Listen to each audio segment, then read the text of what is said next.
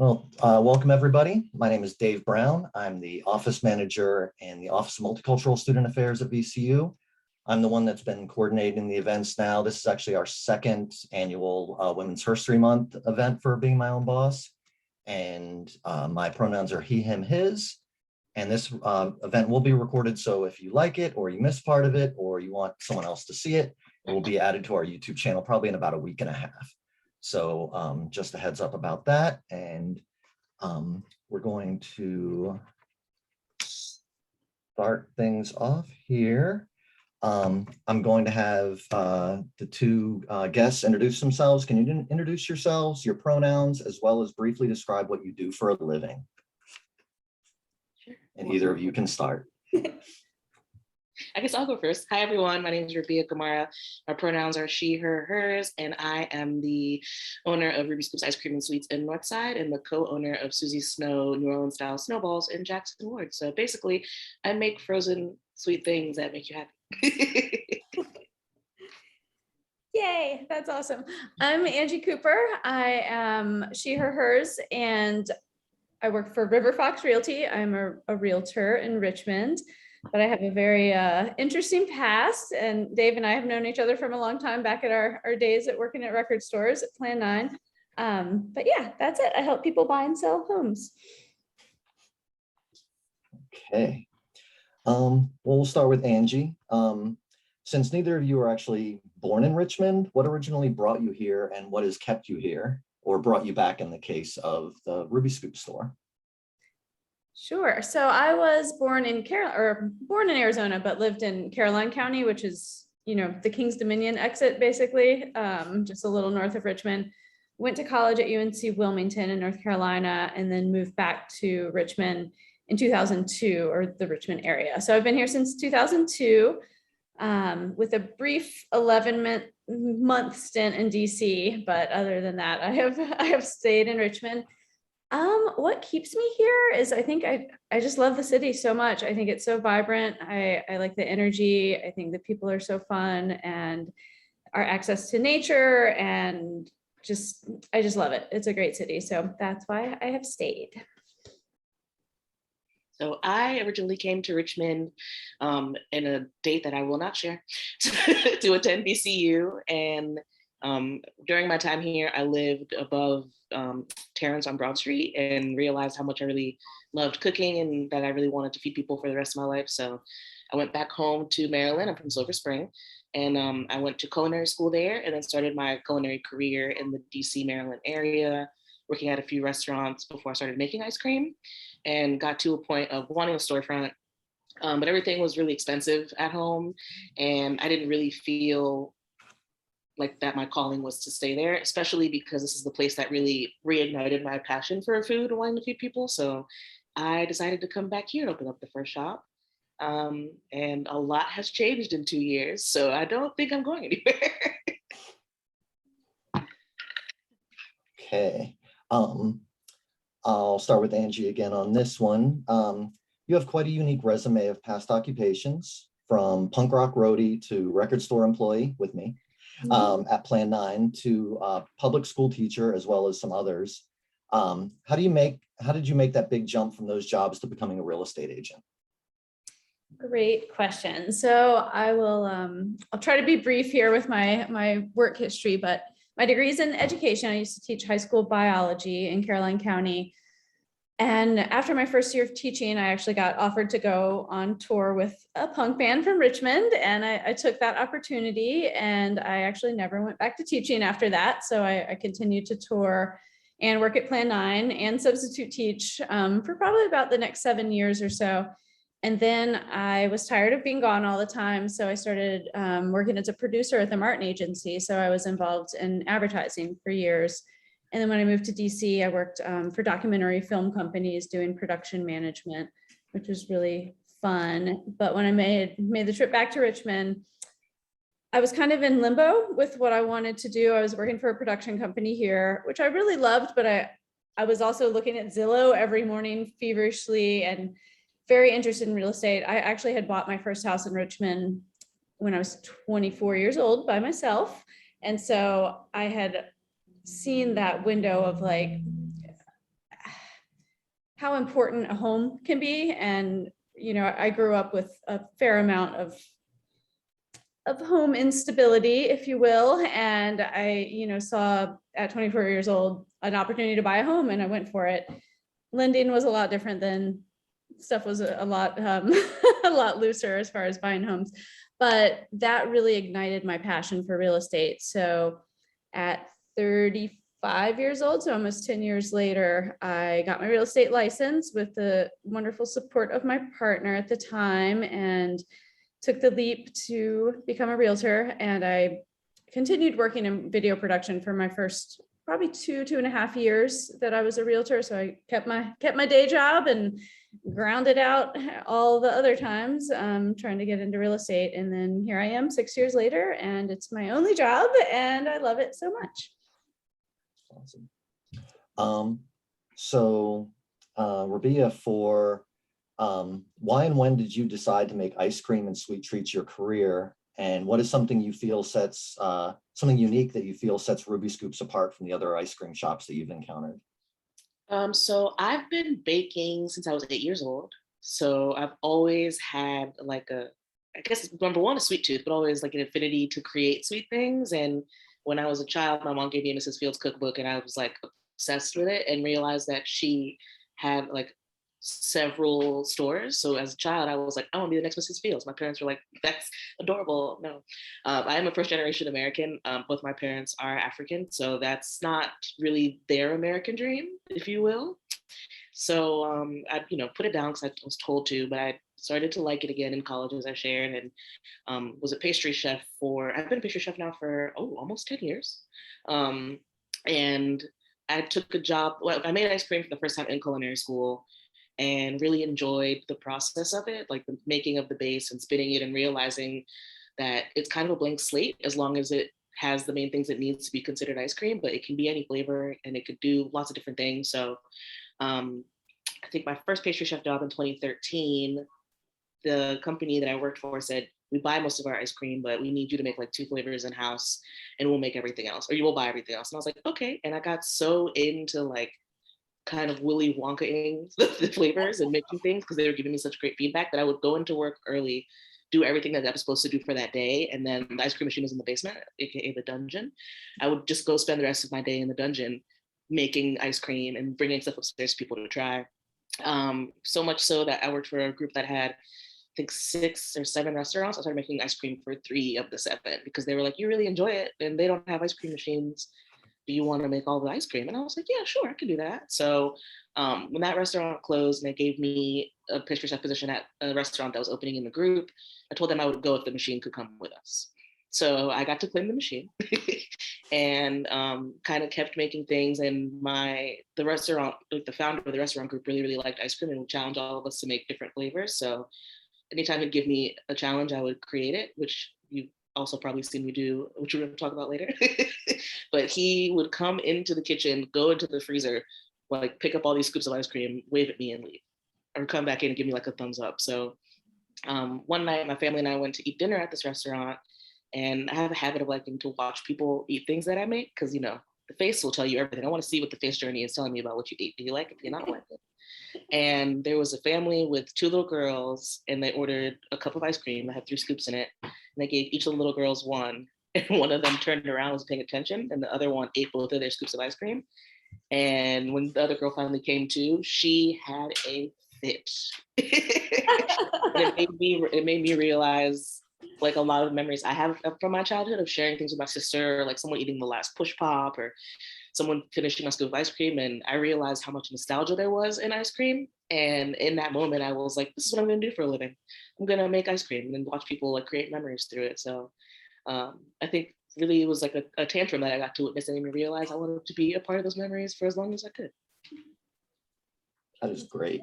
Like, both of those answers were really good, and definitely added a lot of depth to what I know about you, Angie, but what I'm also learning a lot about you, Rabia. So let's see. So this is another question for both of you, and I'll have Rabia start. But when COVID hit and locked down most of the world, that must have drastically changed how each of you make a living. What was it like for you both personally and professionally to deal with that? Honestly, both personally and professionally, it rocked my entire world. I actually moved back to Richmond like 9 years to the day that I left after I graduated from college. So I moved back March 1st, 2020. And 2 weeks later, the whole world shut down. So I kind of started to like spiral completely because it was like I moved down here to open an ice cream shop that I'm hoping will be ready by the summer. Spoiler alert, did not happen. And I don't know what that's gonna be like. I don't know if I'm gonna be able to have a shop, if I'm gonna be able to come in. It left me in a space of a lot of concern because I basically kind of like uprooted my whole life to come here and start the next chapter of it. And it was put to a screeching halt, not just for me, but for everyone. So that was really difficult. I'd been here for 2 weeks, so I didn't really like have new friends. I wasn't really sure what I was doing. I had gotten a job to save some money for the shop that was also in the food industry, so I wasn't working for like quite a while. So it was really stressful, but luckily my then boyfriend, now fiance, has always been like very supportive. So he helped me kind of move through the personal portion of it. As far as professional, because I wasn't really making ice cream, it gave me the space to kind of rework the social media or rework how I was approaching things with Ruby Scoops and getting to share what I was doing with people here to try to keep the buzz of excitement that we were coming, but just not having any idea of when we were going to be able to open. And I was originally in a shared kitchen space in DC, and luckily I hadn't like terminated that lease, so I was still able to go up and make ice cream for different clients. There was a restaurant in DC called Room 11 that was buying a lot of ice cream from me. So I was able to kind of keep things afloat through them until I want to say May or June. And sometime in the summer, Alex of Charm School reached out and was like, hey, we know how hard it is to open an ice cream shop in general. We don't know how much harder it is during COVID, but like whatever we can do to support you, let us know. So that really meant a lot to me, and still means a lot to me for another ice cream company in the area who was technically my competition to be so friendly and like open up their home to us so that we could make ice cream. So we started to do pint drops. So we were making pints in DC, freezing them. I was staying at home with my family. I would drive overnight or like drive back all this ice cream, had to find somewhere to put it. Luckily, Charm School was like, you can do pop-ups here. So we started doing pint pop-ups, I think in June, and did those basically until we opened in November. So June through October, we were doing pint pickups in different places, starting with Charm School. Then we did in the neighborhood that we're in now, Fuzzy Cactus and Ninja Kombucha. I was just popping up anywhere I could and serving ice cream, doing some farmers markets. So it changed a lot of things. And normally, like, we make a lot of money, or we're making money at music festivals and farmers market. So when everything initially hit, I was like, I have no idea how I'm going to actually make money because all the festivals we were lined up to do were canceled.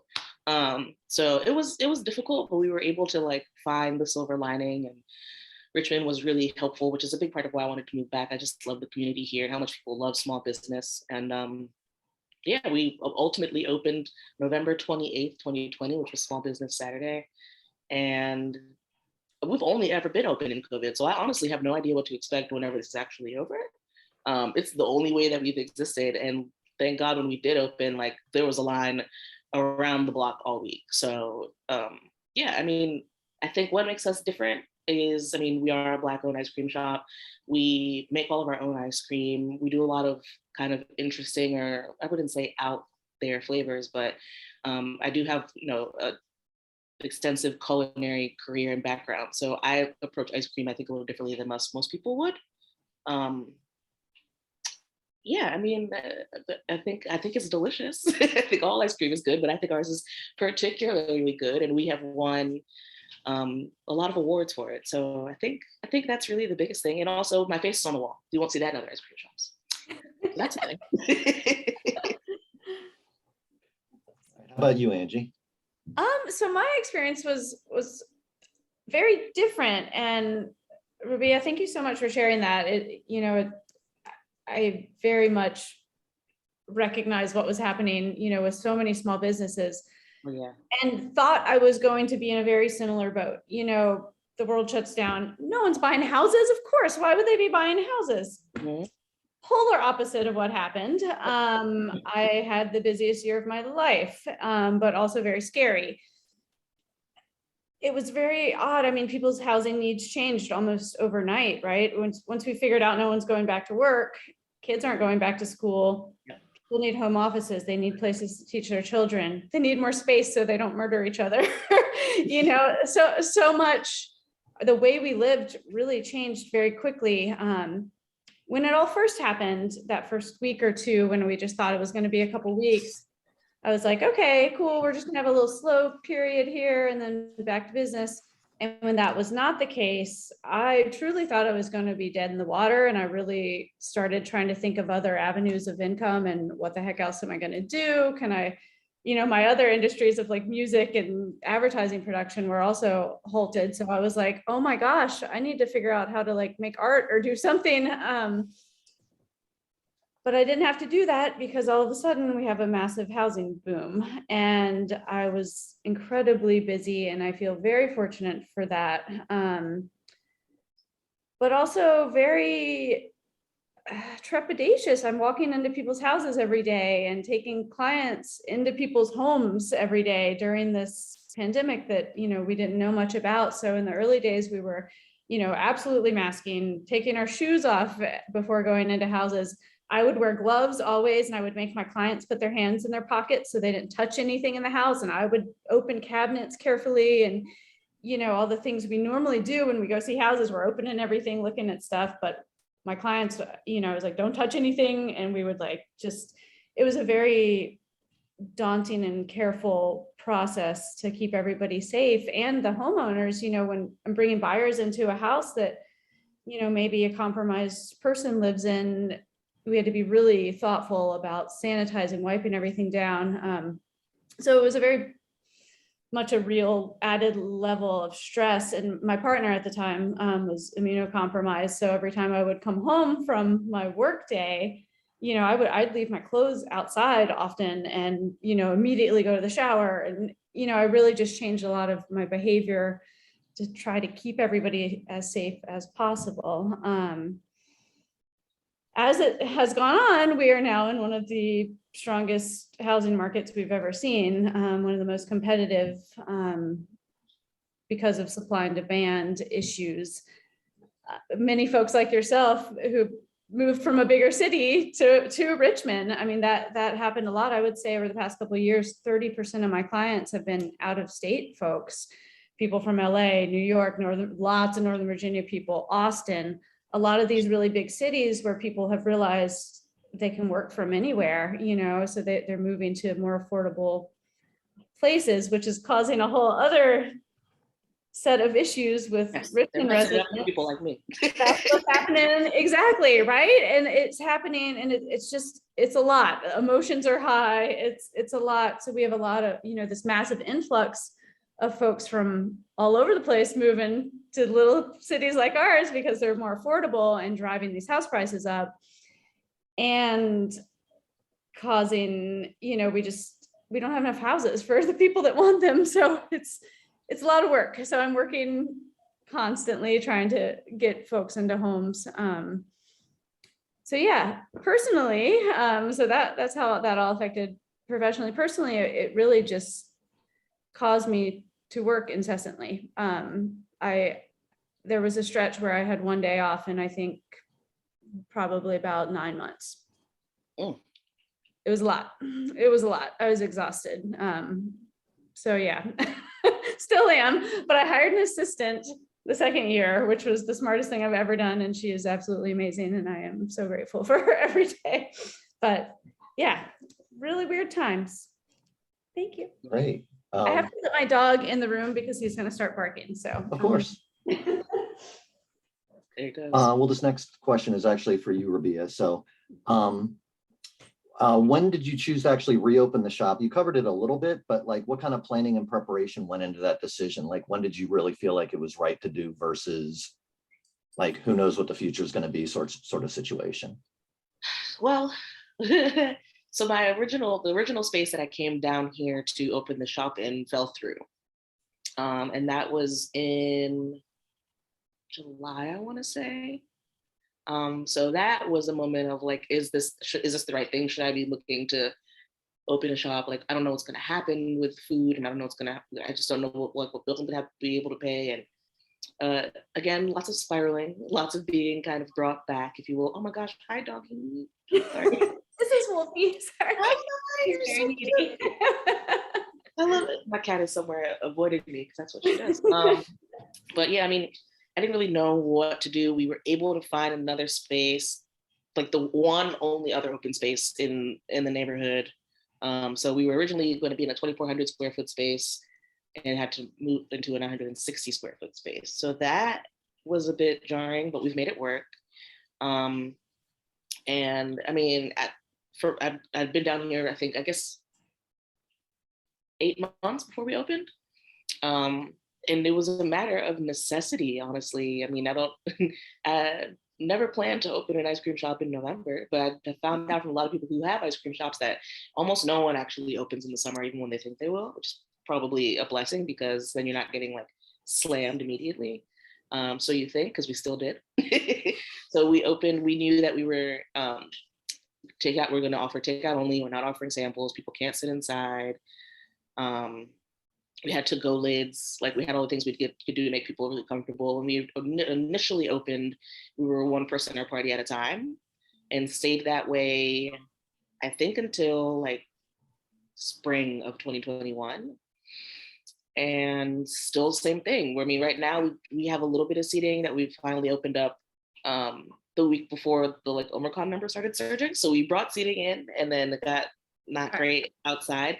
So we took all the chairs away again. People were like, what's happening? I was like, I don't know, but I need to make sure that you're staying safe and I'm keeping myself and my staff safe. So, but now the chairs are back in. We do still require masks. We still don't offer samples and probably won't until, I mean, no one wants to touch anyone's spit ever, but until we're in a space where it's not going to potentially kill anyone. Yeah, this is the only way I've ever known my shop to exist, which is why I know it'll be interesting to see what things are like maybe in 2 years. But we just had been spending money and needed to start making it. And, you know, once all the stars aligned with the city, because they take forever to do everything, with all the permits and everything, once we got the green light, we just went for it. And at that point, we really built up some excitement behind what we were doing. Yeah, so people were excited to be there. And we were excited to have them and still are. Great. Angie, we touched on the coming from the punk scene a little bit earlier, but along with the punk scene and its do-it-yourself ethics, how was it to, like, how did you find a way to inject that type of work ethic into something like mainstream real estate? That is a really good question and something that I think a lot about. So, you know, I think taking things into your own hands, right? So as renters, we're paying somebody else's mortgage a lot of the times. We're paying a landlord. And I think if you have the ability, you know, to get a loan, to be able to buy a house and make it yours, I think, you know, it puts you, you're not lining someone else's pockets. You have some wealth building potential, housing, you know, scarcity feels a little better. So that side of it was really spoke to me as someone coming from a place that grew up with those kinds of fears. So kind of taking that control into your own hands, and with interest rates being low right now, it actually has really helped folks that, you know, may have not qualified before, been able to qualify now. So that's cool. I really like that all of us are independent contractors. As realtors, we're all 1099 employees. We are our own bosses. We work at brokerages, but we are also still our own bosses. Like I can wear whatever I want. I can look the way I want, you know, those things that are important to me. And I can work for whoever I want to. My clients are my bosses and I work for them. And, you know, it's nice to be able to align with people in the biggest purchase of their life. So I think some of the, you know, my background in punk and networking and connecting with people has really helped me. Like the connections that I need to feel to, you know, help someone buy housing is very similar. I think back, something that drew me, another sign that I needed to be in real estate was somebody who we both know, Taylor Steele. He's also a realtor, but he is a fellow punk turned realtor. He had an ad. I don't know if you remember this, Dave, but he had an ad years and years and years ago that was somebody painting a house all black. And it's like, it's mine, I can do with it what I want or whatever. So that, like, I was like, yes, that's awesome. And I think there's just something so empowering about owning your home. Like, man, that feels crazy. You know, like I can do whatever the heck I want with it. No one can tell me what to do. So I think some of the like punk attitude comes in there. I think that answers that. What else? Yeah. I mean, and I think that just from, you know, how it kind of shaped me as a person growing up in that world, I think just treating people with kindness and respect and trying to keep things kind of light and fun, being really honest and just really being who you are, no matter what. Even if that means saying no to somebody if they're not aligned with, you know, your morals and things like that, which does come up sometimes. So, you know, maintaining those relationships and connections and all of that from the punk world has really helped me, you know, help people find housing. Yeah, a quick follow-up with Taylor. I feel like Taylor kind of like made a lot of like kids from the punk scene realize they could be real estate agents, because I don't know any city that has as many like punk connected kids, not even kids at this point, they're very much adults. We're all like, in our 40s or 50s. Real estate agents, you know, and these were a lot of the real estate agents that I know in Richmond. I remember them, you know, as 16 and 17-year-old kids coming into Plan 9 buying music. And it's so weird to see them, like, I mean, because they still have that like a young at heart attitude. And I feel like you do too, is when it comes to like real estate, where it's like you, like even Taylor's like 56, I think. And he's still got this like minor at heart attitude that's so awesome, that I think makes home buying so less stressful. Because when I bought my house, it was so stressful because I was dealing with an agent that did not care. They just wanted to get the house sold. And it felt so like dry and just like stressful. But then I hear all these other people that have been dealing with people that I know, and I'm like, man, if I just waited a couple of years, I could have dealt with somebody I knew. All your friends would have been agents. Yeah. Yeah, exactly. And so I feel like Taylor definitely like deserves like a plaque on his wall for showing a lot of people. All of us. Yeah. Or just showing what else is possible. Like you don't necessarily need a 4-year degree to go do something that's meaningful and that you get joy from. And, you know, I respect to Taylor big time for inspiring all of us to think outside of the box. I mean, that's, you know, career wise and many other things. But yeah, that's a great point. And he's not even here to hear me bragging about him, which is I know. We'll have to record this and send it to him. So for those that have not seen it yet, what was this for you, Rabia? For those that have not seen it yet, what was it like being on the Ben and Jerry's Clash of the Cones TV show? And do you feel it was edited in such a way where it was still accurate as far as representation of you and of the competition? Because I know Hollywood sometimes tweaks things a little bit. So it was fun. I had a great time. It was tiring. I mean, Angie, you may know because you've done some production, but I think what people don't realize is when you are filming competitions, your days are 12 to 14 hours long. So that times 2 weeks can get a little overwhelming. It is a lot of work, but like, I don't believe that whole, like, do what you love, you'll never work a day in your life. No, I've worked every day. And it feels like it a lot of the time. But this was actually, Clash of the Cones was actually my third network competition. I did Guys Grocery Games in 2016, and then I did Make It Like Buddy in 2018. So this was definitely like a third times the charm situation, and it was in my wheelhouse. So I felt very confident going in, and then winning 3 of the 4 competitions, or didn't really hurt either, of course. The first day, well, the first episode was longest. So that we had one day where we filmed, 2 days we filmed 1 episode, and then one day we got rained out. We had to film 2 episodes in another 1 day. So those are probably the hardest days for me. That back-to-back day was not was not for me.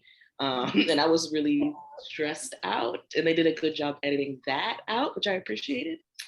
Um, there were a couple of moments of things that happened that I was glad to not make it to television. Someone stole one of my sauces and I couldn't find it because they had put it in their ice cream. So I had a full-on fit, I think as expected, because I had like 30 minutes left to make, I think we had like 20 minutes on the clock and I couldn't find what I needed. And that was probably the hardest part. There was one person who was not very nice and no one really enjoyed being around, but they went home kind of early on. So that helped. The four of us that, like the final four and the final three, we all connected. I was just talking to one of them earlier.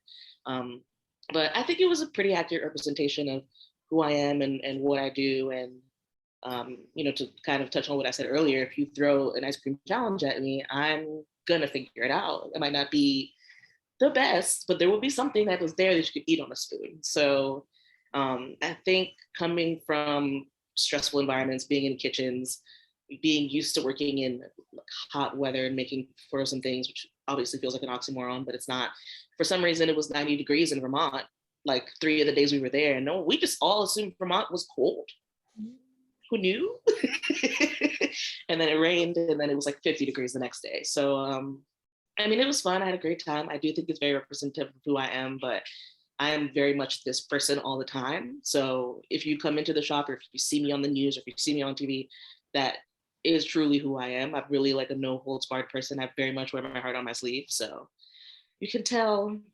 I feel like who I was on TV is who I am in real life. There were so many things that I didn't realize happened because we're like in the thick of it. But it's interesting to watch them whittle down basically 140 hours worth of footage into 4.5 hours.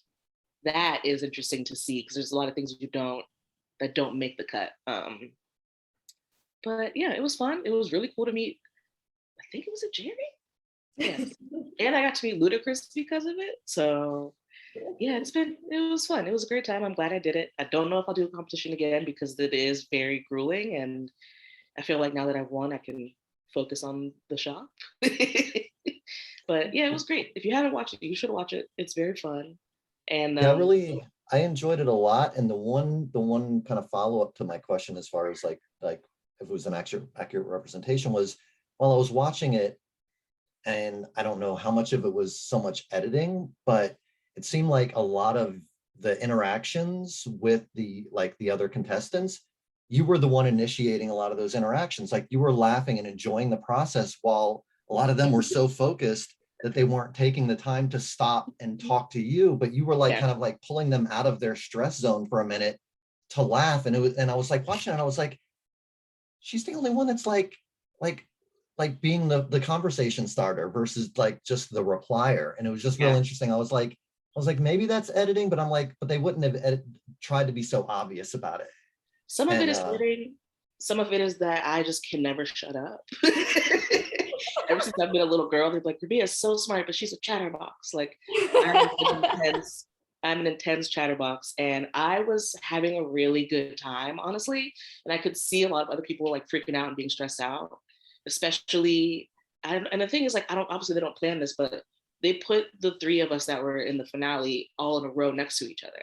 So like Jess is on my right and Ryan's to my left. So, it obviously wasn't planned that way, but it allowed us to forge a connection, I think, that was deeper than it was with the other three, because we were in the same space and kind of sharing, because it was a competition, but we all really liked each other. So like if one person had sugar and another person needed it, we would give them the things that we had. So it was nice that it wasn't like cutthroat, because not that ice cream is, but it was very obvious to me that like it didn't have to be. Like you can be competitors with people and still get along with them. And yeah, one of them is actually an author and he writes books, and he sent me his first book, and in the autograph, he was like, thanks for, making light or like making fun for me in a stressful situation. So I was glad I could do that for them, but mostly I just don't like silence. And there's no music, and there's like people in the corner talking about you and your ice cream. So I'm like, let's talk to each other, because this is weird.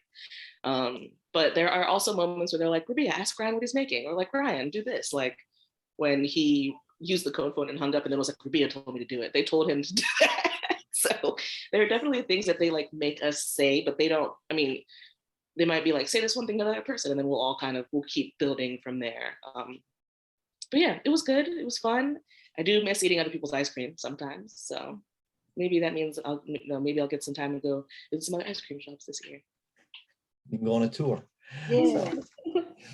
Okay, let's see here. This is another question for both of you, and I'll let Angie's be the first answer on it. How do you maintain a healthy work-life balance while having careers that are anything but typical 9-to-5 jobs? You don't know. I'm just kidding. That's a very honest answer.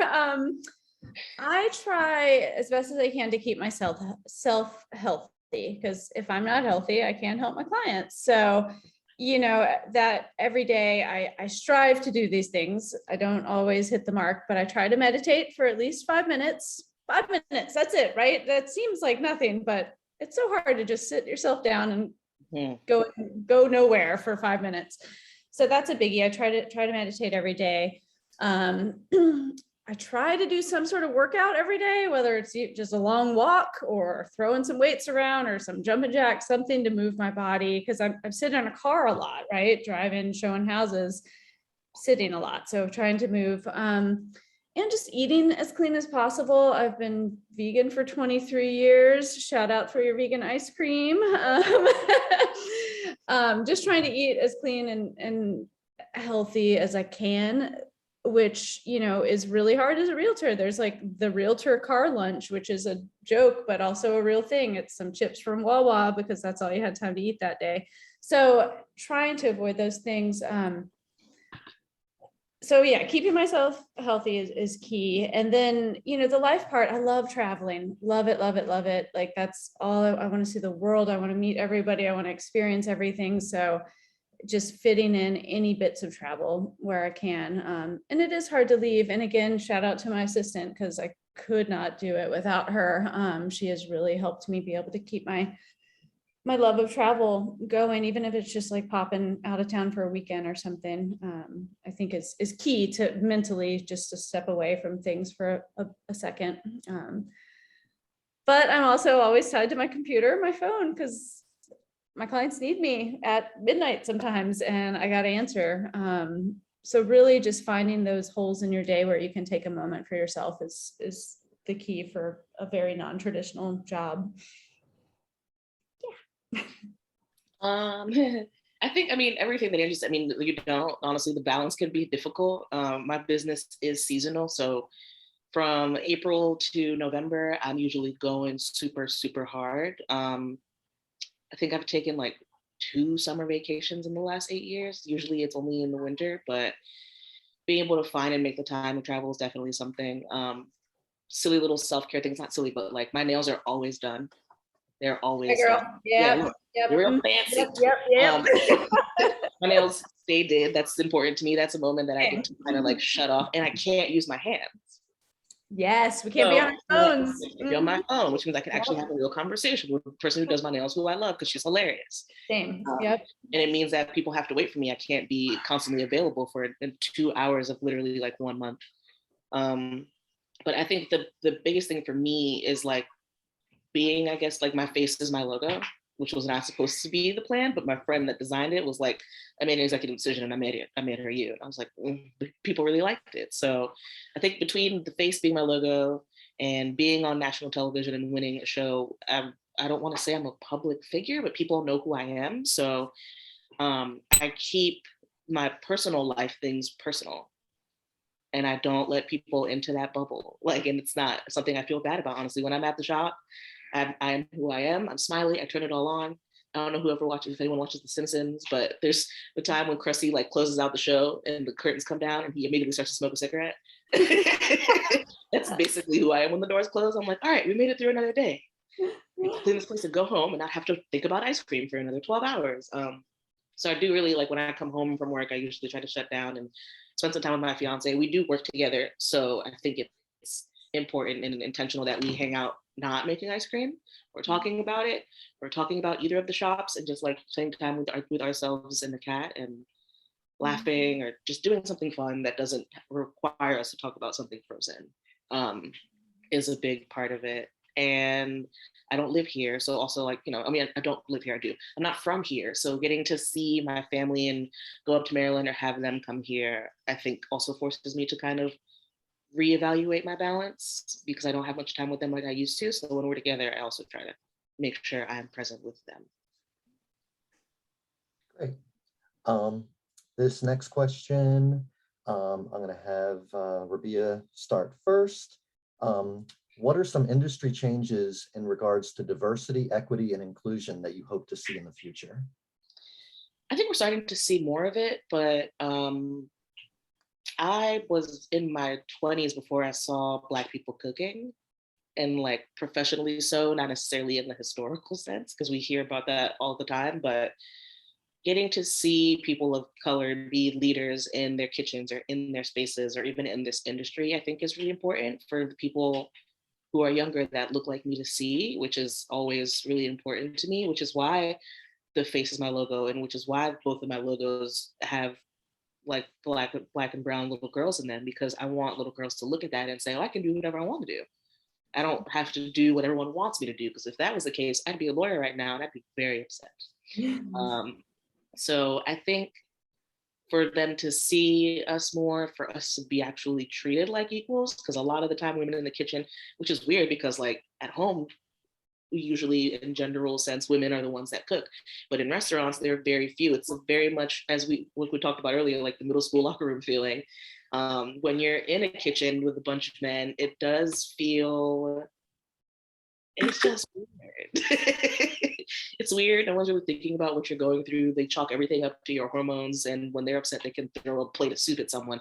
But if I have emotions, it's because I'm an angsty, attitudinal Black girl. So like, I would like to see that getting like swept under the rug some, and just allow people to feel their passion in the ways that they do. As far as inclusivity goes, I think it's really all of that. Food is such like a boys club, and it in reality it isn't. So I think if we can shine more light on that, which is happening, I think that's really what we need. And if somebody wants to come and learn how to make ice cream for me, I would show them. I think a lot of like when I first started this business, I reached out to an older individual to ask her questions and ask her if she would like help me or take me under her wing to learn how to do anything with ice cream, and she was like, no, because I'm not gonna like let you be my competition. And I was already planning on coming here. But because I'm petty, I decided to stay in Maryland and become her competition. So I think we have the ability to invest in the next generation of culinarians or entrepreneurs in a way that we should be willing to do, that not everyone does. So yeah, like recently I had some Girl Scouts come in and help me make some ice cream with Girl Scout cookies. And I mean, they might not become ice cream makers, but they got to see what it was like and what it's like to make ice cream and what it's like to have your own space and have people that work with you and have people that work for you. Oh God, hold on, sorry, my cat, nope. Anytime the camera's out, she hears voices, she's like, is that my Zoom meeting? It's not, go over there, thank you. Yeah, I think those are really the biggest things, is that in reality, food is a really diverse space, and I think that it should be revered and celebrated and not made to look like the cookie cutter of a chef is, a white male. Amen. Yep. Very, kind of similar thoughts in my industry too. Yeah. Historically, older white folks, have run the realtor game. And they're wonderful. There are lovely ones out there, but it's, things are changing. People who are buying homes is changing, like all of it is. And like, get with the times, keep moving on. It's like, I want everybody to be represented in housing, and fair housing is something I feel incredibly strong about. And bless the Virginia General Assembly, in 2020, they added 4 more protected classes: sexual orientation, gender identity, source of funds, and veteran status got added in 2020, y'all. Why are we just adding this stuff in 2020? But still, progress is happening. There's actually a great exhibit right now about home housing opportunities made equal at the Black History Museum in Richmond. It's really cool. If you don't know much about the home program, it's awesome to go learn. So yes, so progress in fair housing law, we're seeing that slowly happen. I feel very fortunate to be part of a brokerage. Again, I'm at River Fox, and we are a small woman-owned mom and pop shop over, our office is in Southside, Forest Hill and Woodland Heights Boulevards. And we're trying to do our best to just be stewards to the city, like work within our communities, get out there, talk to people, do the thing, we're not just selling houses, we're trying to do as much as we can to be involved in the community, whether it be a blood drive. We helped several folks that were refugees last year find housing by working with, some of our investors to get, open properties filled and things like that, for refugee folks. Anyway, sidebar there, but I feel very lucky to work at a brokerage that's having tough conversations around gentrification, housing inequality, things like this. These are conversations we need to be having within the housing industry, and they are being had, which gives me some hope. So go Richmond. Richmond's, our own little beast, but what else? I feel like I lost sight of the question. I get very passionate about that, and I get a little worked up. Okay, yeah, got it. There's things that I hope to see. River Fox, I'm actually on the diversity and inclusion board there. We have a little task force to make sure that we're, stay on top of this stuff and making statements when they're needed and doing things within the community, because it's not just about talking about it, doing stuff. Yeah. Sorry, that was not very eloquent. Things that I care a lot about, I fall apart on. So you covered a lot, which is really okay, good. cool. It wasn't Thank just you. like I just want to sell more houses. Like it wasn't about me. Yeah. It was acknowledging that there's a lot of different parts of Richmond that still have a lot of work to go. Yes. Yep. And it's about educating clients too, because there are a lot of great programs out there that are helping to bridge these housing inequality gaps. And if you're just starting your journey towards home ownership, having the resources is huge, right? I mean, there are so many programs like the Housing Opportunities Made Equal in Richmond. The home program is awesome. And finding a good lender that knows about all of these things. There are special loans for Native Americans and all kinds of, things out there to help folks. So having that education piece is cool. Great. Well, we're going to go on to the next question. Is another one for both of you. And I'll have Angie start. What is a big misconception that you think people have about real estate? I think that we are salespeople, and I know we kind of touched on that earlier, but I don't consider myself to be in a sales job. Yes, I'm helping people buy and sell homes, but it doesn't, I don't have to sell a house to somebody, it's like I can help walk them through the process of buying a home. I cringe at the thought of like being a salesperson. So I think that's a big misconception. I think the other one is that we work on our own schedule. People are like, you can do whatever, you don't have a schedule. I'm like, yeah, exactly. I don't have a schedule. So therefore I work all of the time. And my schedule is my client's schedule. They get off at 5 and want to start seeing houses. I start showing houses at 5, or all day Saturday, Sunday, writing contracts at 11 p.m. So many people want the flexible work schedule. And a lot of people go into real estate thinking that is what you get. And that couldn't be further from the truth. What's a big misconception you think people have about ice cream? I think it's not even just ice cream, but like entrepreneurship in a way of people thinking like, oh, you get to do whatever you want to do. No. I actually decided to give up all my freedom and decided to work for myself because like, I don't get paid days off.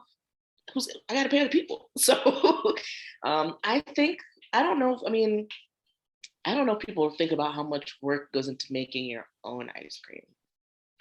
So, coming up with recipes, which thankfully now it's a lot easier than it used to be when I first started. Coming up with recipes, sourcing things, especially now with like the ridiculous amount of supply chain issues. Like every time I need to order ice cream cups, I have to order them from somewhere else because they're non-existent or they're really expensive. So just like I think the brunt of what I have to pay for or like take on the nose as opposed to passing it on to the customer, because $5 ice cream seems really expensive to people. But then I'm like, well, it is award-winning ice cream. What the hell?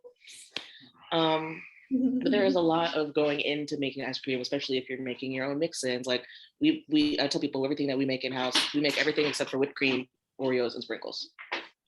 Wow. Everything else that you see going into our ice cream that's not like a collaboration with someone else, we're making on our own. So it's a lot of moving pieces, especially in such the little space that we're in. It's hard to make as much product as we do, but we do it. Okay, great. Oh, and surprisingly, I don't eat a lot of ice cream. I don't think people would think that. Well, you got to taste test stuff, but you don't need to eat a whole pint of that taste test. So No, we typically have about 2 pints. I will have a pint that I want. The car will have a pint that he wants, and it'll stay in our fridge for a very long time. well, when I worked at a record store, it tended to make me not want to listen to music when I got home. So I feel you on that. Sweet silence. So for the next question, it's another one for both of you. And we'll just stick with Rabia for a minute here. What advice would you give to your younger self, and what would you like your legacy to be? Ooh. See, that's hard, because I always say to myself, like, well, I wish I'd gone to culinary school instead of college. But if I had done that earlier, my life wouldn't be where it is now. I wouldn't have, like being in Richmond the first time was like really inspired me to get into food. And ironically enough, I've known my fiance for like since 2007. We met in front of my dorm. So like there's a lot of things that I think I kind of shoulda, coulda, woulda. I think I would have told myself, as far as my career went, to start working for myself earlier, or to not really put as much like stock into wanting to be a part of like restaurant families as opposed to creating my own. And be nicer to yourself. That's definitely a big one that I think as I've gotten older, I'm like, oh, I can be nice to myself. Oh, I can trust my gut in ways that I used to not 10 years ago. And I've been working for myself for almost 10 years. So I think entrepreneurship makes you grow up a lot, like emotionally, mentally, it requires a lot. And so I'm grateful that I took this path, because it has really encouraged my growth as a human. And go to therapy earlier. I would have started therapy earlier, is what I would have told my younger self. And everyone on this call, if you don't have a therapist, you should get one, especially if you're thinking about working for yourself. What do I want my legacy to be? I mean, my legacy is already what it is. I'm the ice cream lady. Some may call me the dairy queen, if you will. So I do enjoy that, and I look forward to creating my own, my own life in my own family, my personal life, and my kids being able to say, "Hey, my mom's Ruby Scoops." I think that's fun. I want my legacy to be joy and happiness and fortune, not necessarily fame. And I want my family to know that they can do whatever they want to do, because they get to see me doing what it is I do and love it. So I guess that's my legacy. How about you, Angie? That's beautiful. That's hard to follow. I love that. My kind of joke, but not really, of advice to my younger self would have been to just buy property earlier. I don't know if you can hear that sound. Alarm's going on. Yes, there's a lot going on. All of a sudden, the cat's outside. I know, my dog's melting down. We're good. Buy a house soon. That's what I would have told myself younger. Buy a house early. But truly, having a very winding career path and thinking I knew what I wanted to do at 18 years old, like, you don't know what you want to do at 18 years old. That's okay. Like, go live. Like, let your life experiences guide you to where you're supposed to land, and that's okay. Like, take your time, let your natural interests develop, and figure out where you find that joy and happiness. I think we are also set on like, what do you want to be when you grow up? We're asked that from such a young age, and being someone who didn't figure out what I wanted to do until I was 35, it's it's fine. It's fine. Just do your thing and learn and build connections along the way. As far as legacy, that was an interesting question that I hadn't really ever thought about, Dave. So good on you. I think, specifically with my career, I find so much meaning in helping people find homes. So just the fact that I have helped, hundreds of people now over the past 6 years get a home, and like raise their families in it, raise their dogs in it, have a safe place to go to at the end of the day, especially during a pandemic. Like, I think that, as far as legacy goes, that feels really good to me. And on the flip side, helping sellers that their home no longer serves them, sell it and, build some wealth and move on to their next thing. Like that does all feel really good. So I like to think of the living legacy of people living in these spaces that I help facilitate. So yeah, great question. Mm-hmm. Okay, so this is going to be the last question before the Q&A, and it's kind of a follow-up to the question we just discussed, but and I'll have Angie answer first, since you were just talking a moment ago. If you could pass along one piece of advice to someone wanting to follow in your footsteps, what would it be? That's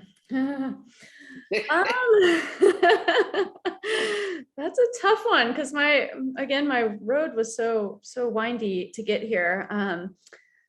But I think what has helped me be successful, it truly is my network. I think, again, connecting with people, relationships, such an important thing, building community and having conversations with people, and, not being afraid of hard work. Like any entrepreneurial thing, you're just going to work a lot, and it's got to be something that is your passion.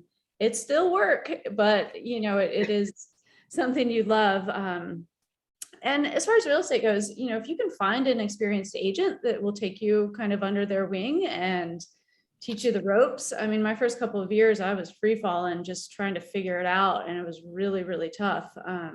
So having a mentor or somebody that you can work with is going to be essential if you specifically want to go into real estate. A lot of folks get their license, and I think the stats are staggering. I think like 80% of realtors fail within their first year or something. So it's having some mentorship there is a big deal. Yeah, and just relying on your network and your communication skills. Big deal. Yeah, learning how to write emails and communicate well. Yeah. Rabia, what do you think?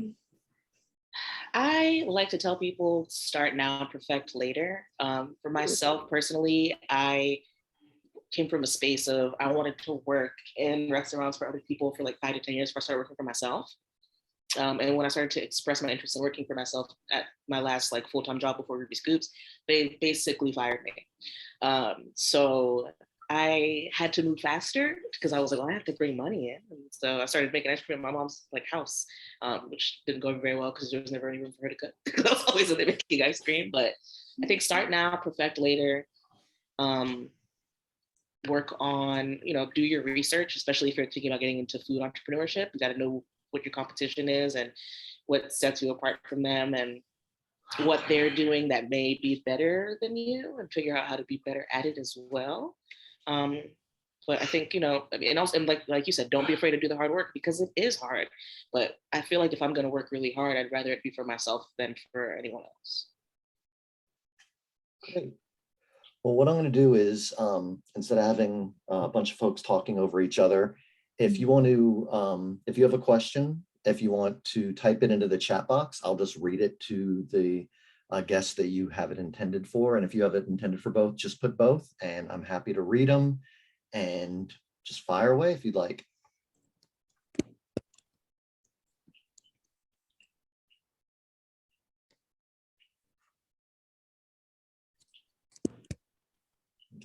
Second, that maybe a slow typer like myself. We must have covered it all.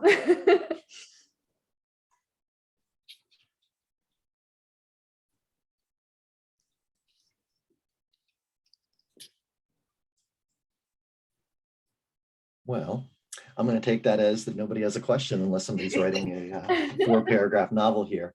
But one quick thing before I let you all go, if you want to plug your social media and or addresses and or whatever that you would like. Oh, here we go. What has been a favorite moment of your careers? Meeting Ludacris. Ludicrous. That's an easy one. I have been obsessed with that man since I was 10 years old. So that's a long time. That was really exciting. And being on the show. I mean, honestly, that and like little kids coming into the shop and like loving the ice cream. I saw a little girl at Whole Foods once and she recognized me and was like, I love your ice cream. And that always is lovely. Or when a child leaves the shop and says, I love you, which is so cute because like, you don't even know, but I love you too. That's probably, it's a lot of things, but yeah, there's always room for more favorite moments. That's so sweet. No ludicrous, that would be awesome. But I did get to help an animal sanctuary buy their land, which was so cool. So Porchlight Animal Sanctuary, look them up. They are right outside of the city. You can go visit, you can go volunteer. They've got some really cute little rescue sanctuary animals there. But it was quite a long process. We looked at a ton of properties. They had very specific needs and we finally found the right one. And so now it gets to be an animal sanctuary. So that was that's a highlight for me for sure. Great. Let's see. Okay. For Rabia, what has been one of the most creative flavors you've come up with? I think a lot of what I did on the show was creative based on what we had to use. My favorite ice creams that I've made from like personally have been sweet corn and Old Bay caramel, which I did make Old Bay caramel in my like ultimate winning flavor on the show. And then strawberry sweet red bean was probably my two favorite ice creams that I make. I did recently make a honey cornbread ice cream that sold so well, we're adding it to the menu permanently. Spoiled, don't tell anyone. I told all of you, but don't tell anyone. And we're going to be using AR's hot honey with that. So I'm excited about that. My final winning flavor for the show, I did a lot of like 2 swirl flavors because it's a Ben & Jerry's competition. So make ice cream like they make ice cream. So my last one was a vanilla ice cream with brownie chunks and Old Bay caramel swirled with a salted malted dulce de leche ice cream with toffee hazelnut blondies, and that was one of my favorite things that I've ever made. It's so good. I mean, good I'm enough. so hungry now. Yeah. I think my mouth is watering actually. Oh, and recently, you can enjoy this one, Angie. With my Girl Scout cookie flavors, we're making like a lot of vegan ones because there's a lot of vegan cookies. So There are. not on the menu yet, but we're doing a tag-along flavor that's a peanut butter and miso ice cream with the peanut butter patties in it. Yes, please. Gotta let me know when that hits. Thank you. Absolutely. Yum. So where is Ruby Scoops for those who have not been there? Yeah, Ruby Scoops is located at 120 West Brooklyn Park Boulevard. And we are a hot pink building. My face is in the window. You can't miss it. My other business, Susie Snow, is in Jackson Ward. That's 317A North 2nd Street. We're between Big Herms and Soul Taco. And when are they open? So Ruby Scoops is open Wednesday through Sunday. I would check our hours on Instagram or Google because they're updated. And Susie is open weekends only for the time being. From, I think we're doing 1 to 6 or 1 to 7 every day that we are open until the summer gets here, and then we'll be open more. And So you can split yourself in half and be 2 places at once. That's going really well, honestly. The Instagrams are at Ruby Scoops IC as an ice cream, and then at Susie Snow, spelled SUZYSNO. Great. And how about you, Angie? My Instagram is To The River, TOTHERIVER, all one word, or you can follow River Fox Realty, all one word also. Yeah, I don't have a location. I mean, I have an office, but that's hit me up on Instagram. That's the best way to do business. What you're saying is don't show up to the office looking for you. Exactly. Yeah. Do that. Just slide into those DMs. I got you. Well, what I'll do is when this posts on YouTube, I'll also add those links to the comment section. So that way people won't have to worry about re-listening to this if they just want to reach out to you. Awesome. With that being said, thank you all to the people that stuck around for an hour and 40 minutes. I really do appreciate it.